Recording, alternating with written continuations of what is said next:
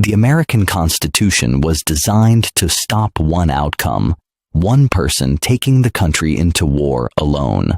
So authority was divided. Congress declares war, and the president directs the military. On paper, that seems clear. In practice, it became a lasting dispute. The reason goes back to the founders. They feared concentrated power, and they feared reckless wars even more. So they built friction into the system, because friction can slow dangerous decisions. But history keeps pressing on institutions until theory meets pressure.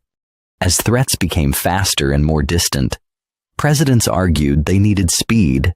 As conflicts became longer and more complicated, Congress argued it needed control. That is the basic tension: speed versus consent. The president can move quickly because the executive is built for action. Congress can authorize and fund because the legislature is built for legitimacy and limits. Over time, conflict was no longer framed only as declared war. It became interventions, police actions, authorizations, and operations. That change matters because language determines which rules apply.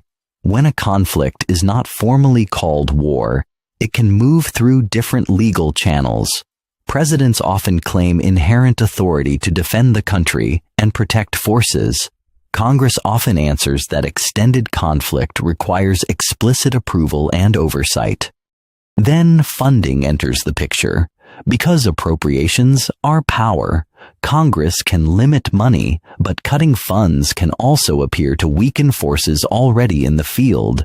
So the system creates a trap. Once a conflict starts, ending it becomes politically harder. That is why war powers disputes keep returning. They are legal, strategic, and emotional at the same time. The public sees headlines.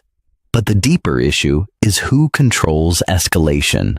One limited action can trigger response, and response can create momentum of its own. The War Powers Resolution was one effort to draw boundaries, with consultation and timelines. But enforcement is difficult, because the executive controls information, tempo, and immediate choices.